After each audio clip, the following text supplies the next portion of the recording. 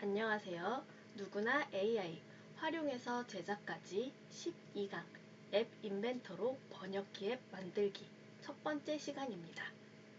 수업 안내드리겠습니다. 이 강의는 초등학생 또는 초등학생을 가르칠 선생님을 대상으로 합니다. 강의 영상은 직접 초등학생을 가르치는 형태로 이루어집니다. 따라서 학생은 직접 강의를 보고 듣는 방식으로, 선생님은 학생 지도에 참고하는 형식으로 강의와 만나주시길 바랍니다.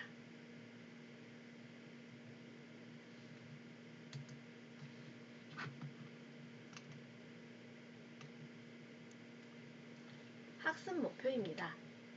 첫 번째 학습 목표는 음성 인식과 음성 변환이 무엇인지 이해할 수 있다. 두 번째는 번역기 앱 화면을 디자인할 수 있다입니다.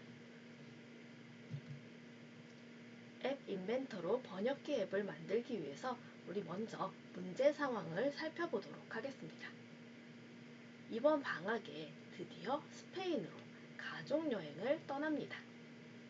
기쁜 마음으로 스페인어 공부를 시작하긴 했지만 아직은 의사소통이 좀 걱정이 됩니다. 게다가 독일에서 환승을 해야 하는데 독일어까지 배울 자신도 없고 걱정입니다. 그래서 가족여행에 꼭 맞는 앱을 개발해 도움을 받고 싶습니다. 라고 되어 있네요.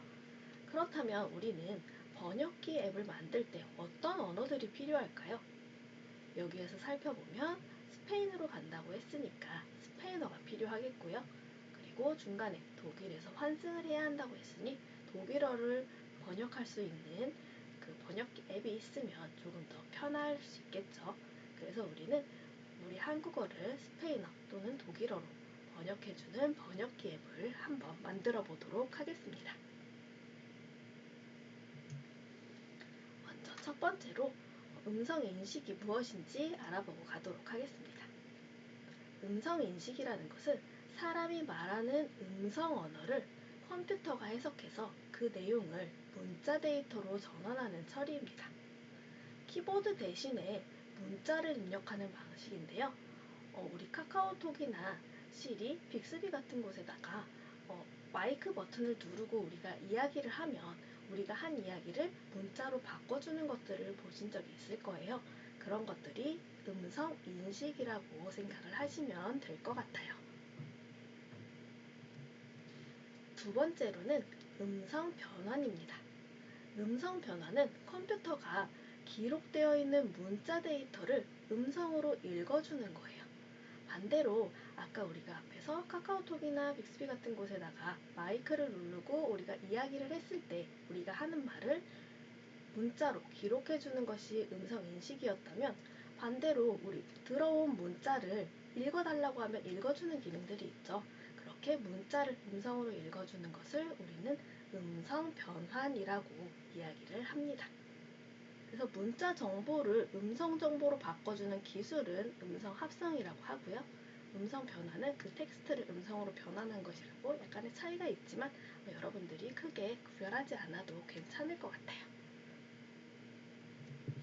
네, 이제 우리가 앱 인벤터를 직접 사용을 해보기 위해서 그 전에 준비해야 될 것들이 몇 가지가 있는데요.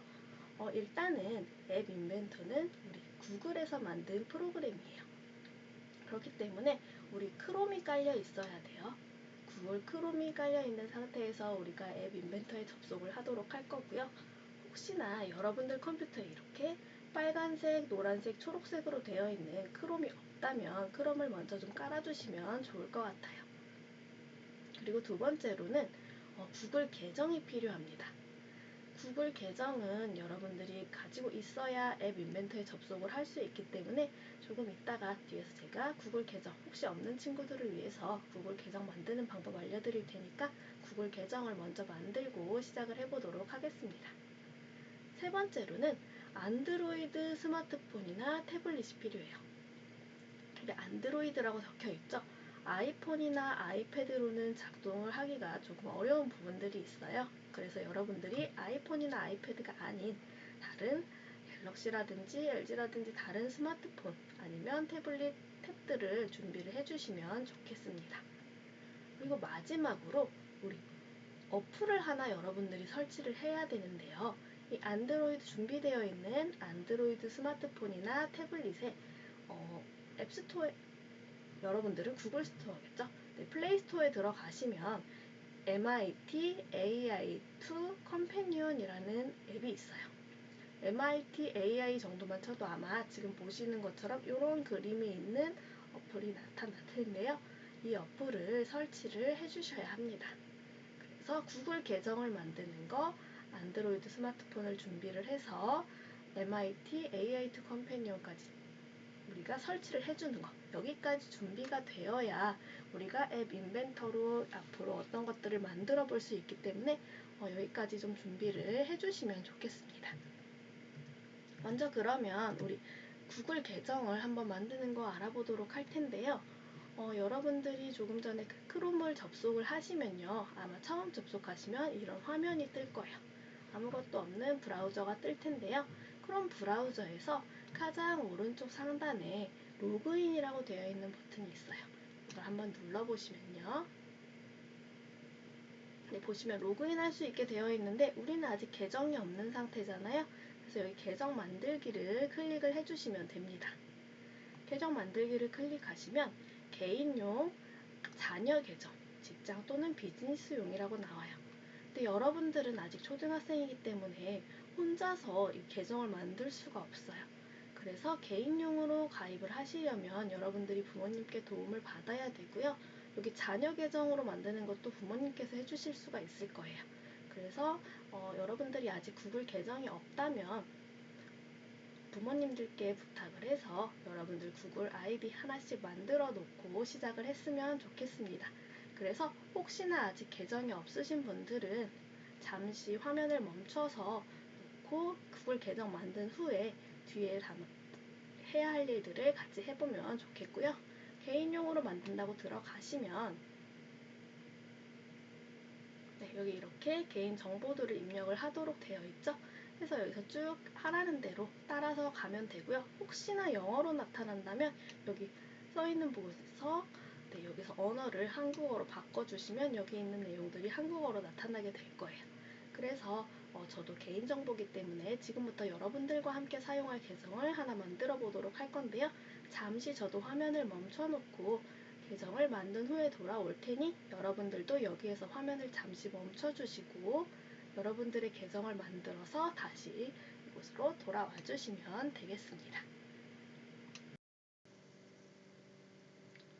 계정 만들기를 완료를 하니 자동으로 로그인이 되면서 여기 위쪽에 아이디가 뜨네요. 네, 자기 아마 이름이 뜨고 있을 것 같아요. 네, 저는 이름을 AI라고 등록을 해놔서 AI라고 지금 뜨고 있는 걸 보실 수가 있을 거예요. 그러면 이제 본격적으로 한번 우리 시작을 해보도록 할게요. 우리 구글 계정도 만들었고 안드로이드 스마트폰이나 태블릿에 앱도 다 깔아주셨죠?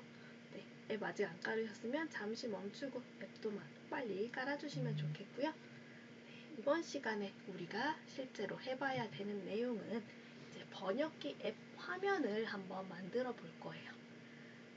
조금 단순하게 필요한 기능들만 넣어 보았는데요. 나중에 이 기본적인 기능들을 익히고 난 후에는 여러분들이 여기에 더 예쁘게 기능들을 주변에 배경을 추가한다거나 해서 더 예쁘게 만들어 볼 수 있을 것 같아요. 오늘은 저 보이는 이 화면에 있는 것처럼 이렇게 번역기 앱 화면을 디자인해 보는 것까지 한번 해보도록 할 거예요. 한번 같이 살펴보면 맨 위에는 지금 보이는 것처럼 나만의 번역기라고 해서 앱 이름이 나오고 있어요. 그리고 밑에 보시면 살짝 한 칸 띄워져 있는 것 같죠? 공간이 좀 있고요. 그 아래쪽에 지금 여기 민트 색깔로 되어 있는 부분은 음성 인식한 내용을 텍스트로 보여준대요. 보면 여기 음성 인식 버튼이 오른쪽에 있죠. 이 버튼을 누르고 우리가 이야기를 하면 우리가 이야기한 내용이 여기에 문자로 글씨로 적히게 될 거예요. 그래서 여기에는 글자가 표현되는 부분이고요. 여기 항목 추가라고 되어서 뭔가 거꾸로 되어 있는 이 화살표 모양 있죠? 여기 번역 버튼을 누르기 전에 우리가 위에서 우리가 했던 이야기를 우리 지금 스페인어랑 독일어로 번역해 줄 수 있도록 하고 싶다고 했죠. 그리고 혹시나 그 스페인이나 독일어가 아닌 언어의 사람들이 있을 수도 있으니까 가장 기본적인 영어도 한번 넣어 볼게요. 그러면 여기 항목 추가를 눌렀을 때 여기 이 부분을 누르면 우리가 영어든지 스페인어든지 독일어든지 어떤 우리가 바꿔주고 싶은 언어가 나와야 되겠죠. 그래서 여기에서는 언어를 선택할 수 있도록 해주는 항목이라고 보시면 돼요. 이걸 넣어주고 번역 버튼을 누르면 그 해당 언어로 번역한 결과가 나오도록 여기 밑에 분홍색 색깔 화면에 나올 수 있도록 우리가 표시를 해줄 거예요. 이렇게 번역을 하고 나면 이제 이야기를 해주는데 우리가 다시 듣고 싶을 수도 있잖아요. 상대방이 못 알아들었을 수도 있으니까 그럴 때는 다시 듣기 버튼을 눌러서 다시 한번 뭐라고 하는지 이야기를 들려줄 수 있도록 해보면 좋을 것 같아요. 그래서 우리 여기에서 이렇게 조금 간단하죠? 네, 이렇게 간단하게 만들어서도 여러분들이 직접 해외에 나가서 사용할 수 있다는 거 여기서 보여드렸고요. 이 내용들을 우리가 하나씩 직접 앱 인벤터에 접속을 해서 한번 해보도록 할게요. 아까 우리가 로그인 해놨던 구글 화면으로 돌아오시고요. 이제 구글 화면에서 여기 가운데 검색창에 앱 인벤터라고 한번 써볼게요.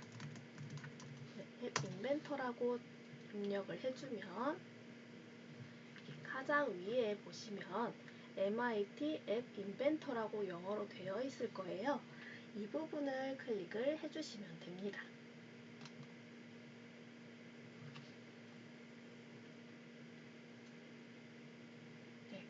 앱 인벤터 첫 화면이 지금 보이는 것처럼 생겨 있을 텐데요. 이렇게 나오게 했으면 잘 한 거예요. 여기에서 우리는 이제 앱을 만들어줘야 되기 때문에 여기 앱 인벤터의 그림 있죠?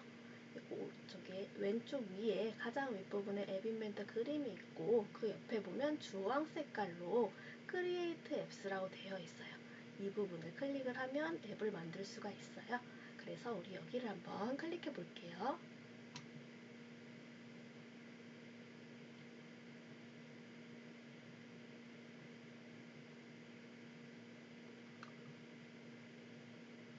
시간이 좀 걸리네요.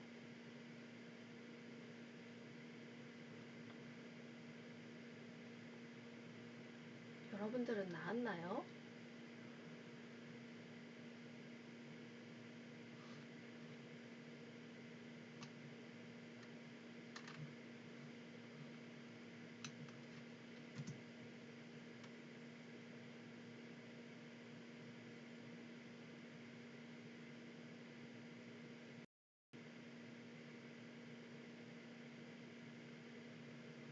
네, 클릭을 하고 나니 이제 뜨네요.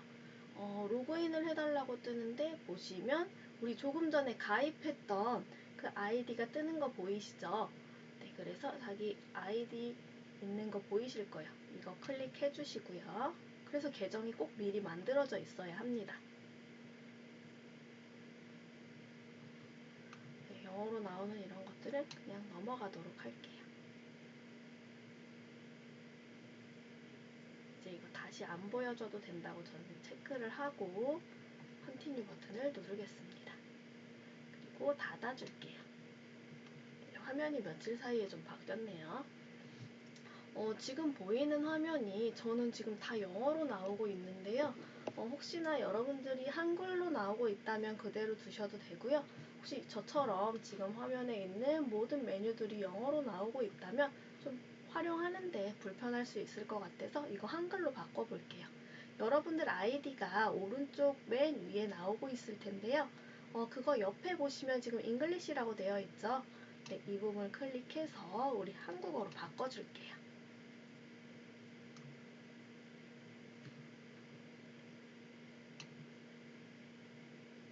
네, 이렇게 한글로 바꿔준 상태에서 처음 들어오면 우리가 여기 앱 인벤터에서 우리가 뭔가 만들어 본 적이 없잖아요. 그래서 이렇게 빈 화면이 뜨게 될 거예요. 아마 이전에 앱 인벤터 사용했던 친구들은 마지막에 사용했던 프로젝트가 자동으로 열릴 텐데요. 그런 경우에는 프로젝트에서 새 프로젝트 시작하기 누르셔도 되고요. 처음 시작하는 친구들은 저처럼 이렇게 빈 화면이 나오고 있다면 여기 왼쪽에 있는 새 프로젝트 시작하기 눌러서 시작을 해도 됩니다. 새 프로젝트 시작하기를 클릭을 해주시면 지금 보이는 것처럼 프로젝트 이름을 작성하라고 나오죠. 근데 여기에서 주의하셔야 되는 게 어떤 게 있냐면 앱 인벤터에서 프로젝트 이름을 한글로 적을 수가 없어요. 영어로 적어야 하기 때문에 여기 이름을 영문으로 작성을 해주셔야 됩니다. 저는 번역기라는 단어인 트랜슬레이터라고 한번 입력을 해볼게요. 여러분들은 더 짧게 입력을 하셔도 상관은 없습니다.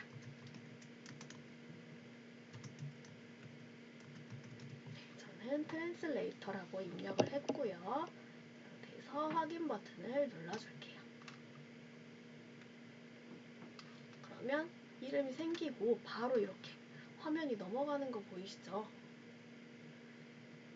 이렇게 이제는 우리가 여기 디자인을 할 수 있는 화면으로 넘어왔습니다.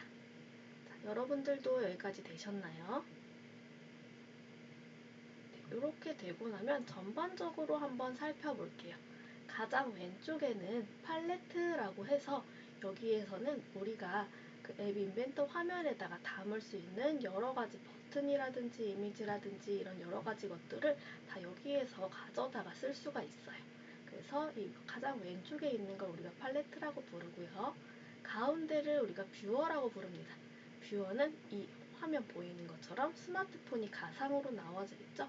네, 스마트폰에 우리가 얹어 놓는 모양 그대로 나중에 여러분들 실제 스마트폰 화면에 보이게 될 거예요. 그래서 이 부분이고요. 컴포넌트들은 우리가 이쪽 팔레트에서 가지고 온 아이들 하나하나를 컴포넌트라고 부르는데 그 컴포넌트에서 우리가 설정을 좀 변경해 줄 수가 있어요.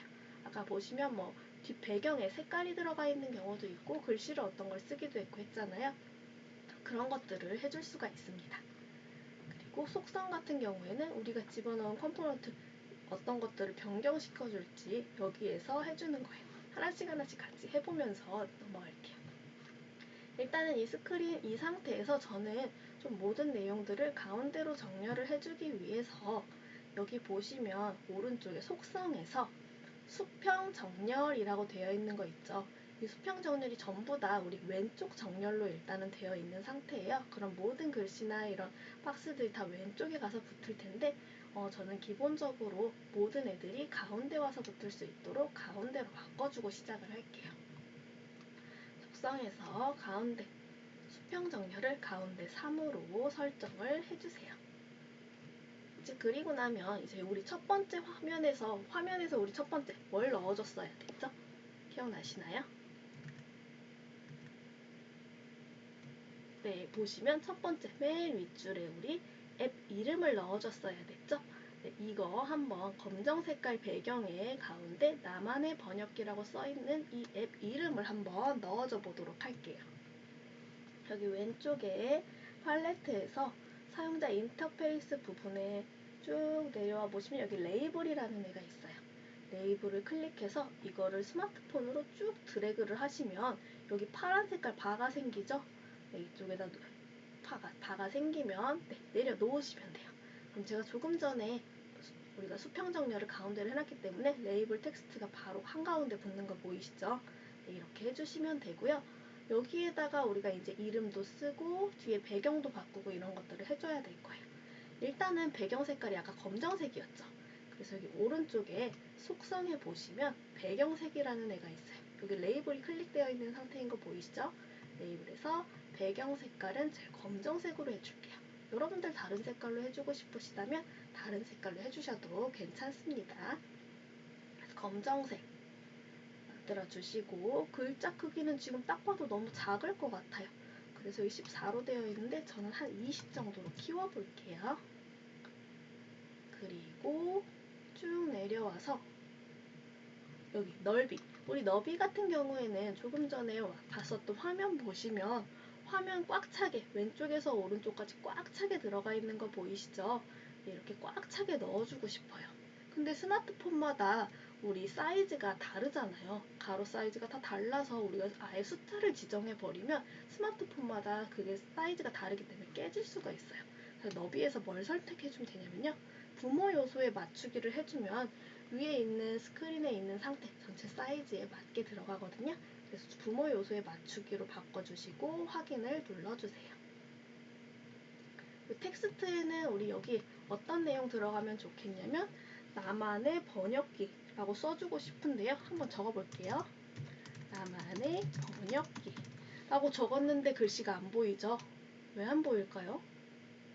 이유는 우리 배경 색깔을 까만색, 검정색으로 해놨는데 텍스트 색깔, 글자 색깔도 검정색이어서 지금 안 보이고 있는 것 같아요. 그러면 색깔을 우리가 흰색으로 바꿔줍시다. 흰색으로 바꿔주고요. 네, 그럼 이제 보이네요. 그리고 얘네들도 왼쪽 말고 가운데로 정렬을 시켜줄게요. 네, 이렇게 하면 된 것 같고요. 글씨가 제목이니까 우리 글꼴도 굵게 체크해줄까요? 네, 좀 더 굵어졌죠? 네, 이렇게 해서 나만의 번역기라고 우리가 앱 제목을 적어줬어요. 자, 그럼 그 다음에 두 번째는 뭐가 있을까요? 자, 두 번째 보시면 우리 여기 아래에 있는 박스들이 있죠. 음성인식 내용들을 들어갈 수 있는 박스가 있는데 그 전에 여기 사이에 공간을 하나 만들어줘야 돼요. 앱 인벤터에서는 다른 기능이 없어서 이 한 칸 띄우기라는 기능이 없어요. 그래서 안타깝게도 여기에다가는 우리가 레이블을 그냥 하나 더 추가를 해서 추가를 해놓으면 여기 레이블이 들어가죠. 이 상태에서 속성에 레이블 위에 텍스트라고 써있는 부분을 우리가 그냥 지워줄게요. 그럼 빈 공간으로 여기 조그만하게 남는 거 보이시죠? 이렇게 해서 한 줄을 띄워주도록 하겠습니다.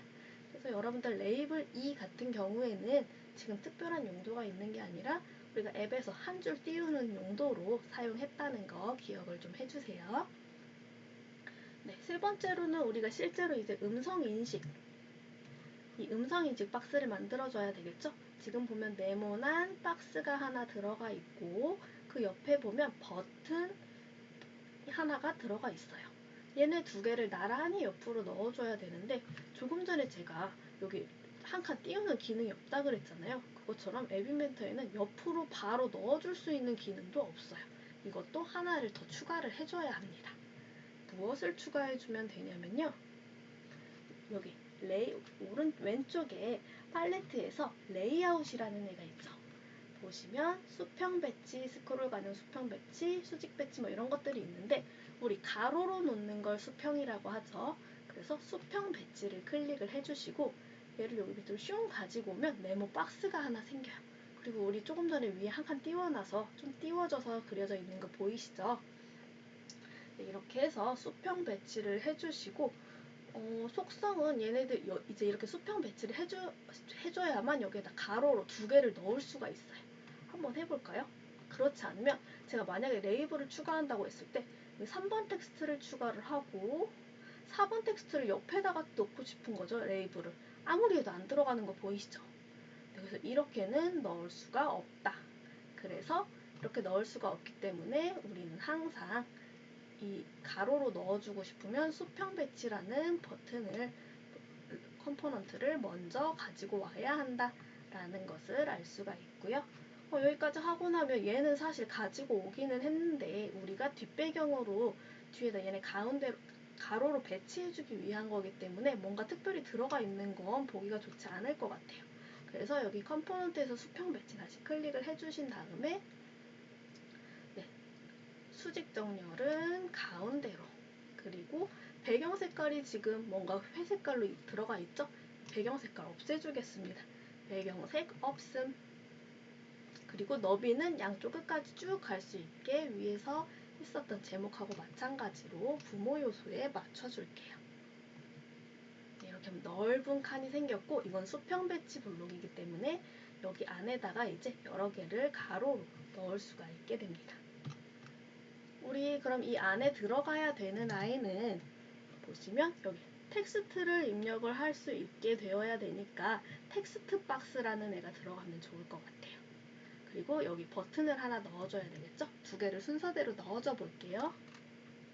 여기 보시면 이번엔 레이블 말고 텍스트 박스.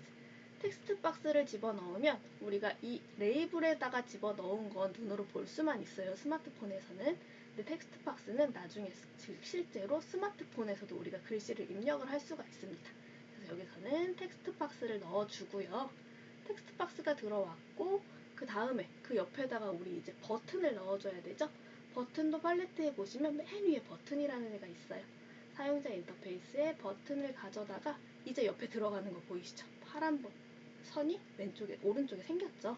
네, 이렇게 해서 넣어주시면 됩니다. 그래서 여기 수평 배치 속 안에 텍스트 박스 한 개, 버튼 한 개가 들어간 걸 보실 수가 있고요. 네, 그러면 우리 텍스트 박스부터 속성을 좀 변경을 해줘 볼게요. 텍스트 박스 1 선택을 해주시고요.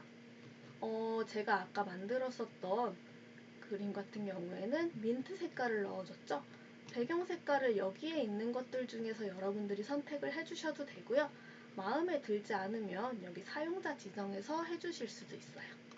사용자 지정에서 색깔 선택을 해줄 수 있는데 전 여기다가 직접 샵 뒤에 있는 것을 바꿔줘 볼게요. 민트색은요. BB, FF, CC, FF 이렇게 넣어주시면 민트 색깔이 나옵니다. 완료 해주시면 민트색으로 바뀐 거 보이시죠? 얘네들은 높이를 좀 지정을 해볼까요? 이번에는 높이를 100픽셀로 한번 지정을 해보도록 할게요. 네, 그럼 높이가 지정이 되었고요. 그 다음에 이제 힌트는 뭐가 들어가냐면요. 힌트는 여기에다가 힌트를 입력을 해놓으면 나중에 이렇게 마우스를 갖다 댔을 때 여기가 뭐 하는 공간인지를 알려줄 수 있어요. 그래서 여기에다가는 우리가 텍스트를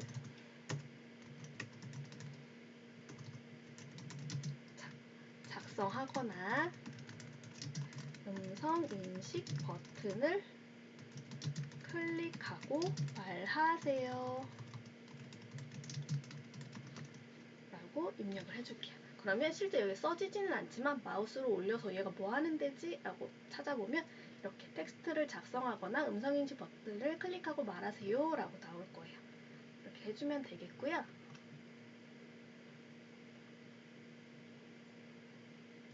네, 이번엔 너비도 마찬가지로 부모 요소에 맞춰줘야 되겠네요. 네, 그럼 좀 더 넓어졌죠? 네, 여기까지 해주시면 될 것 같고 그 다음에 버튼도 이제 우리 버튼의 이름을 바꿔줘야 되겠죠? 네, 텍스트 박스 됐으니까 버튼 클릭을 해주시고 버튼도 글씨는 좀 굵게 해볼까요? 그리고 제목이 아까 20이었으니까 글씨 크기는 한 16 정도만 해볼게요. 그리고 아래로 내려면 모양이라는 거 보이시죠? 모양 보시면 기본값은 지금 저렇게 네모나게 되어 있는데 네, 둥근 모서리를 하면 약간 둥글게 나오고 직사각형이 나오기도 하고 타원으로 나오게 할 수도 있어요. 저는 둥근 모서리를 선택을 하겠습니다. 그리고 텍스트에다가는 음성 인식이라고 적어볼게요.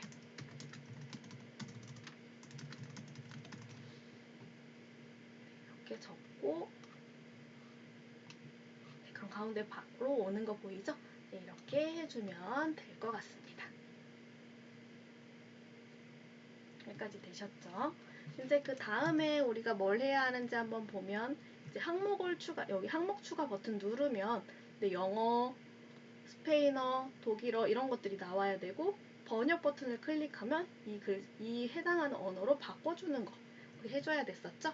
자, 한번 해보도록 할게요. 이번에도 가로로 두 가지가 있으니까 수평 배치를 먼저 해야 될 것 같아요. 레이아웃에서 수평 배치를 가져다가 집어넣어 주시고 이번에도 속성은 수직 정렬 가운데 2 그리고 배경은 없도록 해주겠습니다. 다음에는 이제 여기 왼쪽에 항목 가져오는 것들이 있었잖아요. 그 항목은 여기 사용자 인터페이스에서 스피너라고 하는 애예요. 스피너를 가져다가 여기 넣어주시고 항목 추가 생겼죠. 네, 이렇게 넣어주시고 그 다음에 그 옆에 우리 버튼 들어가야 됐었죠. 네, 버튼을 네, 이렇게 넣어주세요. 이렇게 버튼을 넣어주시면 되고요. 지금은 스피너에다가는 손댈 게 없고요. 버튼 부분만 우리 한번 여기 정리를 좀 해볼게요. 버튼도 마찬가지로 위에 있는 음성인식 버튼하고 똑같이 글꼴은 굵게, 크기는 16, 그리고 모양은 저는 둥근 모서리, 그리고 텍스트는 여기에다가 번역이라고 적어주겠습니다. 네, 쉽죠? 금방 여러분들 이제 만들 수 있을 것 같아요. 네, 여기까지 되셨으면 그 다음 번역 결과 부분이 나오죠? 여기에다가도 꽉 채운 박스가 있어야 될 것 같고 번역 결과가 나와야 할 것 같아요. 여기는 우리가 텍스트를 직접 입력하는 거 아니니까 레이블 가지고 오면 될 것 같네요. 사용자 인터페이스에서 레이블 가지고 와주시고, 자, 얘네들 배경 색깔은 이번엔 있는 거, 여기 분홍이라고 되어 있는 거 그냥 쓸게요.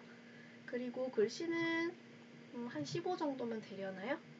그리고 높이는 아까 위에 거하고 똑같이 한 100 정도, 100픽셀로 한번 해줄게요. 이런 건 여러분들이 하시고 싶은 대로 다 수정하셔도 상관없어요. 너비는 꽉 차게 부모 요소에 맞추기 해준 다음에 여기 텍스트에다가는 번역 결과라고 적어주겠습니다.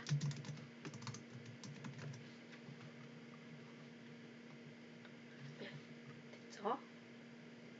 이렇게 해주면 될 것 같고요. 그리고 이제 마지막으로 하나밖에 안 남은 것 같아요. 아래 보면 이제 다시 듣기 버튼 있죠.